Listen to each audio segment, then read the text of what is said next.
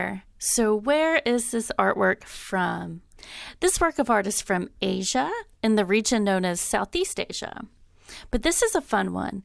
We believe that it was made in the Birmingham province of northern Thailand. However, it was made during the time when this area was under the rule of the Khmer Empire of Cambodia.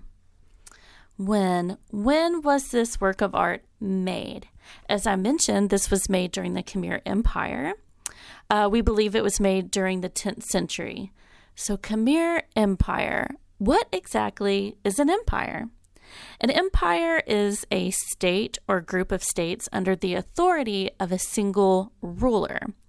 The Khmer Empire began when King Jayavarman II declared himself Chakravartin. Chakravartin is Sanskrit for universal ruler. The Khmer Empire was one of the most important empires in history and definitely in Southeast Asia. What is this? This is a sculpture. It's made of sandstone. Sandstone was abundant in the Kulin Mountains just north of the Khmer capital. Sandstone is also a great rock for carving, which is why there is such fine detail in this sculpture. Who does this work of art depict? This is one of my favorites. This sculpture depicts the Hindu god Ganesh. Ganesh is one of the most popular gods in Hinduism. He is the remover of all obstacles, the Lord of beginnings, the god of knowledge. So yeah, he's very helpful. You may notice something interesting about Ganesh. What could it be? Yes, he has the head of an elephant, but the body of a boy. This makes it really easy to recognize Ganesh from all the other Hindu gods. And there are a lot of Hindu gods. Another way to recognize Ganesh is that he holds a bowl of sweet treats in his hands. Ganesh loves sweets. Who doesn't? Maybe that's why he has a little pot belly. Another reason for the belly is to show Ganesh's life breath or prana. So why? Why was the sculpture made? And why is a Hindu deity who originated in India being depicted in Thailand, Cambodia, we'll just say Southeast Asia? Well, India is the home of Hinduism along with Buddhism, Jainism, and other belief systems. And India had many trade routes in the countries we now call Myanmar or Burma, Thailand, Cambodia, Vietnam, all the way to Indonesia on islands like Java and Bali.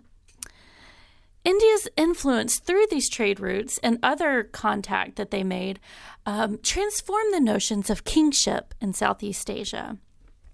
In India, kings would align themselves with Hindu gods. So, in Southeast Asia, rulers began aligning themselves with Indic gods. Jayavarman II, the king who established the Khmer Empire that we talked about earlier, declared himself a Deva Raja, or God King.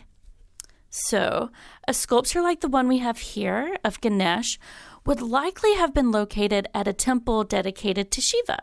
Why? Because Shiva is Ganesh's father. Although, if we're being honest, Ganesh can be at any temple because remember, he is the Lord of beginnings. So Ganesh is often the first deity you see when approaching a temple. Let's take a closer look. Elephants usually have tusks, right? So where are the tusks on this sculpture of Ganesha? Interesting story about Ganesha is that he only has one tusk depicted.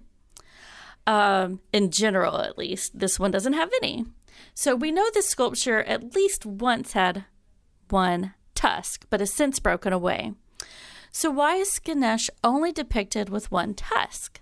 There are a few different stories about this one.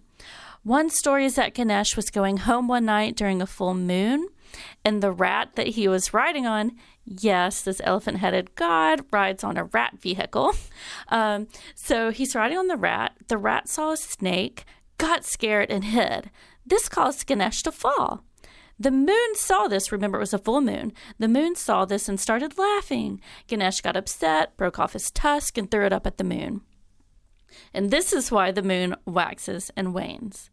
Another story is that he broke off his tusk and dipped it in ink in order to write down the great Hindu epic, the Mahabharata. Why is this missing tusk so important? It's meant to symbolize that we are more than our bodies, that our minds, our wisdom, these are the things that you cannot see, but are what are most important. So a fun fact. I have something fun, but I can't quite claim it's a fact. Ever wonder what sculptures in a museum might have looked like hundreds of years ago when they were still located in temple complexes? Well, we do have some idea of how this sculpture may have been displayed many years ago during the Khmer Empire. There's a temple in Cambodia called Bante Shrey, and it gives us a good example of how a blocky sculpture like this would have been viewed. Here's the example of an early temple. Look at the sculptures. They have similar crowns and block-like bases to sit upon like Ganesh does. You can also see them in the round, which means you have a complete view of every side of the sculpture. Now, this does not mean this would exactly be the way the BMA's Ganesh would have originally been placed, but it does give us a good idea. Ganesh may have been placed in a prominent position around the exterior of a temple.